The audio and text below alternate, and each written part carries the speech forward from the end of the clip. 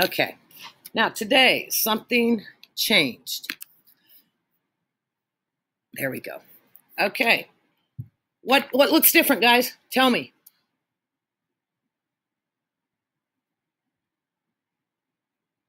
It equals something now? Yeah. Now today it says equals 0.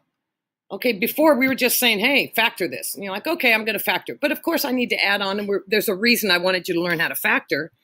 Okay, so today it's saying it would like to know what value of x do I substitute in here to make all of this go to 0. So I get 0 equals 0.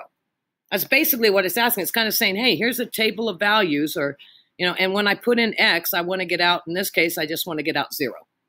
So they want to know what value of x can you put in there and get out a 0. Okay, that's what they're asking.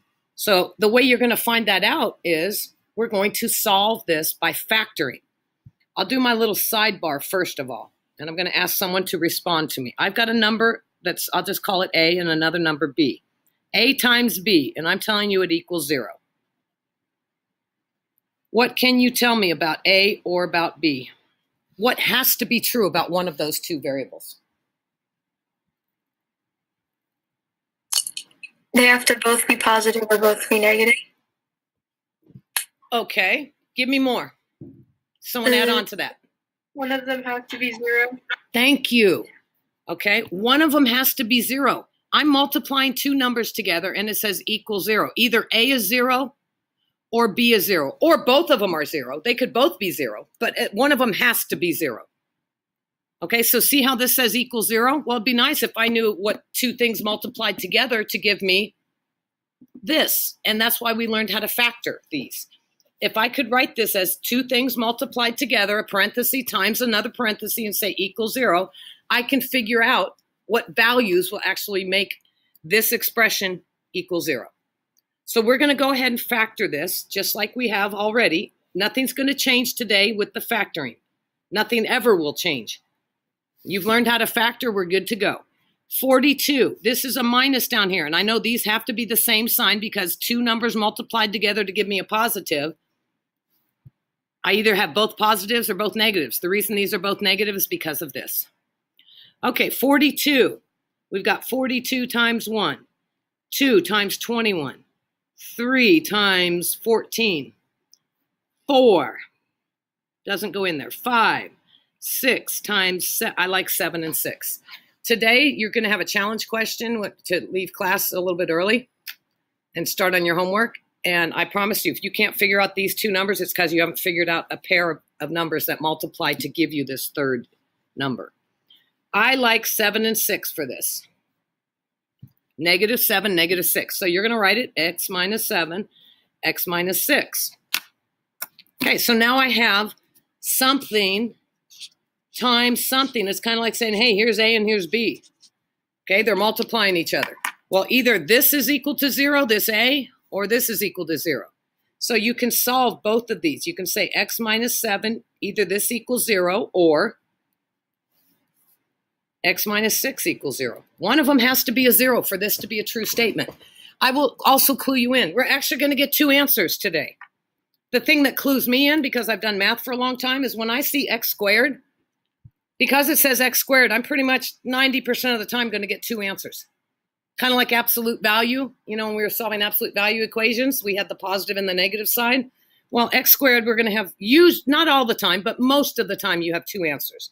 So I'm looking for the two values that I can stick in there.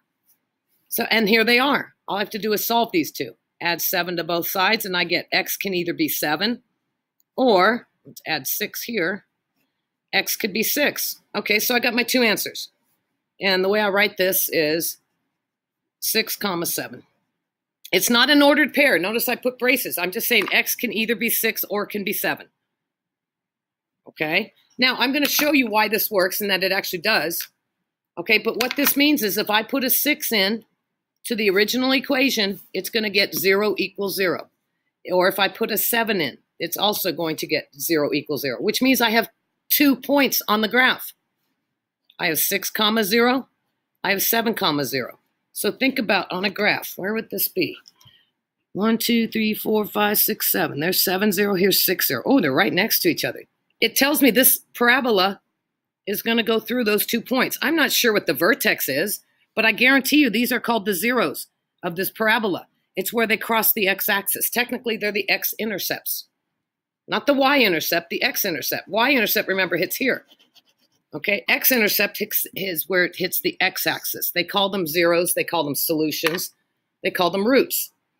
But I'm going to go ahead and check my work. So my original problem was x squared minus 13x plus 42 equals 0.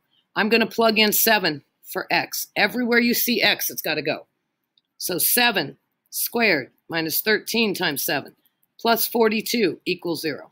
7 squared is 49. 7 times 13, I don't know. I get 91 plus 42. I'm going to put all my positive numbers in a pile. Positive 49, positive 42 is positive 91. Minus 91, I get 0 equals 0. It checks out, so this is a good answer. I'm also going to check now the 6. I'm going to plug it into the same original equation to see if it actually makes a true statement. And it should if we've done right. That's why I like algebra. You could, once you find the answer, you get to plug it in to see if you actually did it right. 6 squared minus 13 times 6 plus 42 equals 0. 6 squared is 36. 13 times 6. 70, 78? 60? Yep, 78. Okay, I'm going to add all my positives in one pile. So 36 and 40, 56. I get 78. Minus 78 equals 0 or 0 equals 0. It checks out. So I found 2 answers.